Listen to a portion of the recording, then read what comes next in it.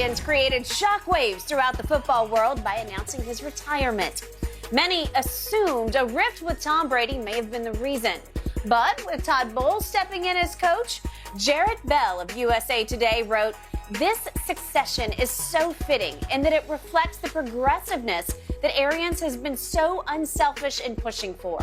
Bowles just became the 6th minority coach in a league that has a shameful track record in providing opportunity for people of color." Arians spoke about that succession yesterday. Interesting stuff. Take a listen. A number of people have already asked, why are you stepping away from the chance to go to Hall of Fame and win another Super Bowl? Because I don't give a about the Hall of Fame. Succession is way more important to me. This has been my dream for a long time. Guys that know me, they knew I wanted one of my guys to take over. And that's more important to me than anything. And have a place where I could go and be welcomed back. Different take on this. Shannon, is Jarrett Bell right that Arians isn't getting enough credit for what he just did for Todd Bowles? Two things can be true. Let's address the Jarrett Bell situation. Skip, I don't know anybody that sit up here and do what we do that have not commended BA for what he's done for minorities, especially African Americans. He put Todd Bowles in place on his staff when he was at Arizona. He brought in a Byron Leftwich who had no coaching experience and made him offensive coordinator. Keith Armstrong. He actually talked Byron into trying coaching because Byron just wanted to stay retired and play golf. And he said, "You can do this." Thank you. Okay. He put women on the staff when it was unheard. Nobody was even thinking about women in football. Totally agree. He did that when he was at Arizona. Yep. And when he came to Tampa, he brought Byron with him. He brought a few of those women with him. Todd Bowles, if I'm not mistaken, Skip, was at the Jets at the time. He ends up bringing Todd Bowles with him after he gets let's go at the Jets. Keith Armstrong, who's the special teams coordinator, is also African-American. So BA is to be commended for what he's done, not only for minorities, black coaches, but for women. So this is not just a cliche. It's not a hashtag. It's not a slogan for him. He lives it. So he is to be commended. And I would like to think we've given him his flowers, a big bouquet of flowers. And if we haven't, let me take the time out and say from Undisputed BA, you are to be commended. From Shannon Sharpe and Skip Bayless and everybody here, you are to be commended for what you've done. Thank you. Now, Skip, I believe you could commend him, but still question how did we get here? Because at the end of the season, Tom Brady did not announce his retirement. Had BA said, you know what, guys, I'm going to step aside. I believe it's time for Todd Bowles to take the helm. Nobody would have batted an eye. But because you say you're coming back and how enthusiastic you were to coach a Blaine Gabbert, a Kyle Trask, even though Tom Brady retired, you seem to, everybody say Blaine Gabbert is bad, but we like him. We got high hopes. Kyle Trask is going to be a really good quarterback. You seem so enthusiastic about coaching those guys. Now, so let me get this. You enthusiastic about coaching Kyle Trask and Blaine Gabbert. Tom Brady comes back and you retire. That's what people are confused by because you had ample opportunity to do that right after the season. It was March, late March. All the coaching vacancies has been filled. You could have done that. Oh, and they got this is the way they can get around the Rooney Rule. Look here, man. They've been getting around the Rooney Rule for 25 years. They know how to get around the Rooney Rule. Stop this. So for me, I think, Skip, that's the question. But here's the thing, Skip. I'm going to leave you with this, and you tell me what you think. No black coach has been under more pressure than what Todd Bowles is under. Because this is only the 12th time since 1963 a minority has been given a second chance to coach. Because what they normally say is that, okay, black, you got to go rebuild. Okay, build Arizona, Steve Wilkes. Okay, build the Jets, Todd Bowles. Okay, Marvin Lewis, build Cincinnati. Yeah. You have the de facto, the greatest quarterback to ever live, and he's in your lap. Yeah. If you do not win with him, what are the owners going to say? Todd Bowles got a second chance, and he got a second chance with Tom Brady, and he did what? So the amount of pressure. Okay, but you should love that pressure, right? Yes, go ahead, but I'm just saying. Yes, it is. The amount of pressure that he's under to be successful. No doubt.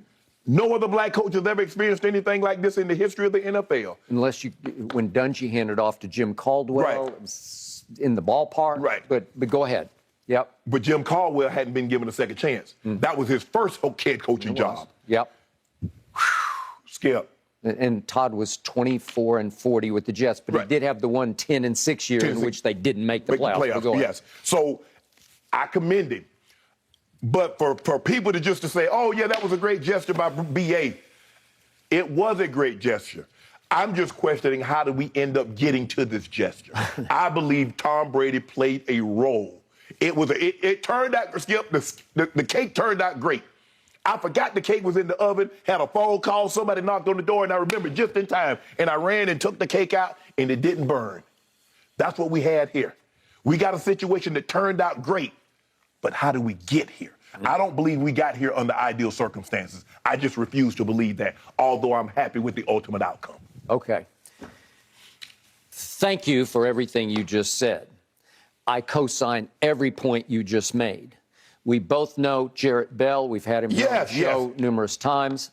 I'm his biggest fan. I came up in the business with him, and I appreciated that he strode out to the end of the limb and said, I'm planting a flag out here because I want to underscore the fact that something shocking just happened. Yes. And something beautiful just happened. And he wanted to give B.A. his flowers as he walks into the Tampa sunset, walks up the stairs to the GM's office. Right. And he's going in the Ring of Honor. And he's going in the Ring of... Beautiful. Okay, got it.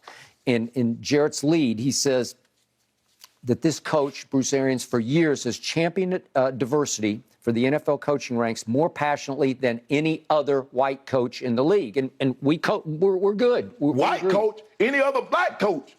Yeah. So Jarrett's conclusion is, at the top of this piece is, he passed the torch to Todd Bowles and stepped down. I'm sorry, Jarrett, you lost me there. I will go to my grave believing this was all about Tom Brady. Yeah. I believe that everything that transpired thereafter was a beautiful coincidence. Correct. And it was. It was a perfect counter-narrative. It was a fairy tale ending to what had become, in my view, a nightmarish situation for Thomas Edward Patrick Brady Jr., one that he had decided he could no longer live with in Tampa as a Buccaneer. So it's clear to me, as I told you from the start, Brady didn't retire from football. He retired from the Bucs. He was trying to break away from the Bucs and open up opportunities for him to test the water with the Shanahans in San Francisco. They said no for a second time. There was the possibility he could go with Sean Payton to Miami, and the door got slammed in his face because of the Brian Flores lawsuit, and all of a sudden everything changed. Correct. And then he comes back to Tampa and he says, look, I just can't live with this anymore. I love the guy because he does love the guy, and everything he posted, I believe with all my heart and soul. He just didn't love playing for the guy. He loves working directly with Byron Leftwich, and Bruce wouldn't allow that because Bruce has coached Peyton Manning and Andrew Luck and Ben Roethlisberger and Carson Palmer. And I am the head coach. I get all this. Y'all working closely together. There's a big ego going on there. Of course. And yet he often brags about, I coached all those guys. Well, which came first, the chicken or the egg? Did you create them or did they create you? Because I'm sorry, I think it was a little more of the latter. Yes. Because those guys are really good. Yeah. And I could have coached them okay because I'd just say, just go. Just you do just it. let Peyton get out of his way. Don't you just try to stay out of the way at some point? Okay, so he's a great guy. He's a fun guy. He is. But big ego, and he's got this compulsion to show players that, by God, I'll cuss you all out. And he said yesterday at the media session, he said, I cussed them all out, including this guy. Right. And Brady positioned himself right in the front row. Yeah. Because Brady wanted the narrative to be, don't blame me, I didn't do this. Skip, and this is what I've told you. I say, Skip, hear me, and I wasn't near the player. I didn't like being cursed out. You think that guy, with all that on his resume, and you cursing you out in front of everybody else? Everybody's like, damn, you hear B.A.? They're going to get cursed out, Brady out. And remember, it started with the opening game. Yes. Brady has joined the Buccaneers. And remember, it was a pandemic. There were no preseason games. He got no time to work with brand new group of receivers. And you get thrown into the fire against your arch rival within the division at New Orleans. Yep. Game one is at New Orleans. Yeah. And Tom didn't play particularly well. They kind of hung in for a while, but he threw a couple picks. One was a pick six. And after the game, Bruce gives him no breaks at all. He blasts it. Could have played better. That was a bad throw. Right. That was a bad idea. I'm just paraphrasing. I got no based on practice. I got no indications. Don't look at Bruce is like, don't look at me. Ask him what happened to him. Right. I thought he was the GOAT, right? Yeah. You can't do that to him because you can't do it to any quarterback. I don't care if it's Marcus Mariota. You can't do it to him. Right. It's just wrong, and it's your ego speaking. I'm Bruce Arians. I don't know who he is. I coach how I coach. Yeah, I coach how I coach, and I coached all these greats, and I don't know what happened to the legend. I thought he was a legend, right? Okay. And then it continued through the year. And I don't know, there were probably 4 or 5 other games where Bruce just blasted him after the game with no respect. And to me, the bridge got set on fire there. And then I think it got worse and worse through the year last year because I told you it really reminded me of Troy Aikman under Jimmy and then Troy having to deal with Barry Switzer, who was more loosey-goosey, Bruce Arians out of that mold. And Barry didn't care if you were a little